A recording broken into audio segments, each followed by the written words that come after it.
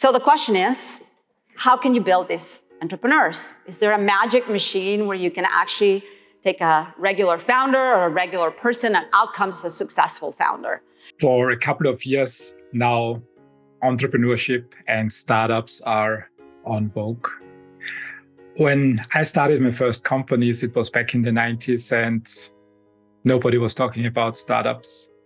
Now it's a completely different thing, with success stories built by founders like Steve Jobs, Elon Musk, or Bill Gates.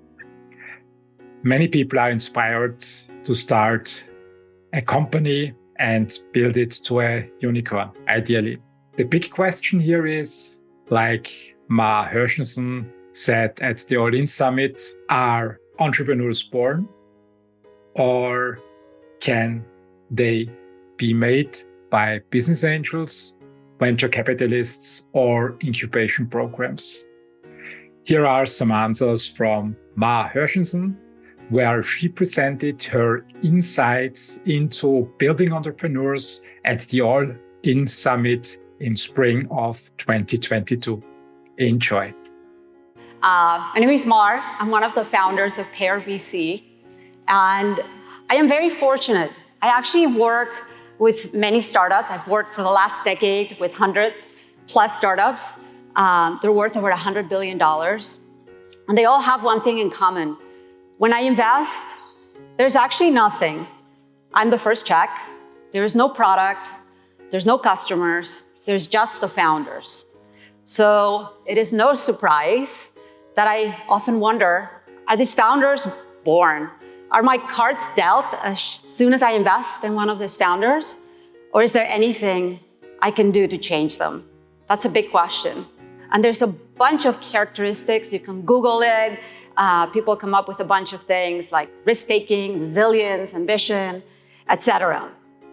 And in fact, there's some research by academia that shows that people have some innate properties. So researchers at Northeastern surveyed hundreds of entrepreneurs, and they counted that 42% of them had started a business as a kid. So actually that's a good hint for anybody making angel investments. Maybe it's a question you can ask. Now, there's also data that shows that founders can be made. And while there are 37% of founders, the repeat founders in companies today, 59% repeat founders are in the top unicorns. So that means at least you learned something from your first experience. So it would be reasonable to believe that there is some relationship about, what's your chances of being successful to how you're born. Does that mean now that everybody who didn't start a business in childhood has no chance of becoming an entrepreneur later in life? Let's go further in the presentation and see if there is other data. However, I do believe there's something you can do, right? There's some energy or some modification that would put you up in that chart. And I think the wider arrow shows that at the early parts of that chart, you need a lot of effort. And in fact, this is what I've learned from being an investor. Roughly, and these are all rough numbers, out of the 10 companies we back, 2 will fail, no matter what we do. That's just almost their destiny. So out of 10 companies we back, 2 will succeed no matter what. Us people in venture like to take credit, but truly the founders, there's a percentage of founders that work independently of us. We backed DoorDash early on. There's a picture of their founders, and I can tell you that Tony Xu, the CEO, would have made it with or without any of his investors.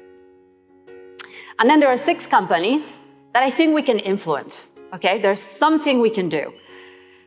And the question is perhaps, what could you do with that 60%? How can you make them more successful? Or maybe better, if you're at the top 10%, can you accelerate their success? That's a big question. So the data says that about 20% of all founders fail no matter what. Maybe these are the not gifted and not talented people. And on the other side, 20% of the founders will make it anyways. 60% of the founders, according to Herhsensons, need help from business angels, from venture capitalists, from incubation program, or mentoring from other successful entrepreneurs to improve their skills. So basically, there is an 80% chance of becoming a successful entrepreneur with some help from other people when founders accept it. And that's what I'm really passionate about. Can you create more successful entrepreneurs? This is the core question, especially since many incubation programs are founded or have been founded here in Europe. Are they of any help when it comes to entrepreneurship? And Herhsensons tells some nice stories about why such programs can really create successful founders. Listen to one insight and also watch her entire speech at the All-In Summit, available here on YouTube. So the question is, how can you build these entrepreneurs? Is there a magic machine where you can actually take a regular founder or a regular person and out comes a successful founder? That one of the closest machines of entrepreneurship is Stanford University. And the numbers actually show it. 10% of unicorns have founders that attended Stanford. And what's even more, in the All-In Summit, I actually went through all the LinkedIns, 40% of the speakers attended Stanford. And I think all of us have started something, whether it's 538 like Nate, or a venture firm, or a company, or multiple companies. So there's some special gene, right? And the question is, what does Stanford have that other people don't have, right? It's a higher ed institution. So for sure, you're gonna go and take some classes, gain some skill sets. They put you around people that are like you, and they have a brand. So you have access to capital, network, etc. Having been there though, I will tell you that the skill set doesn't quite matter as much. You can go online and learn some of that, but your peers around you and the next degree around you actually really, really matter. And in a way, what these people are doing is transforming your character. And I can tell you that firsthand. Just imagine yourself, you may be a founder or an investor, I don't know.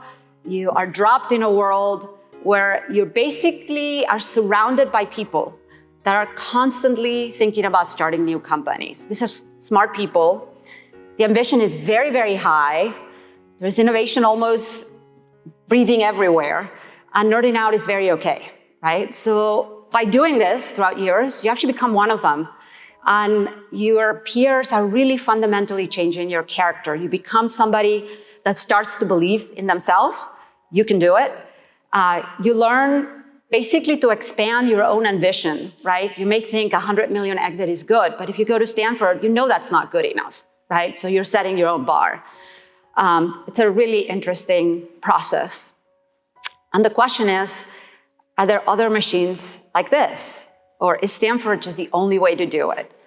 Did you like these 3 key takeaways? Then please make sure that you have subscribed to not miss any future videos on my channel. Have a great day. I hope you enjoyed my 3 key takeaways from the speech of Herhsensons. Watch the entire video here.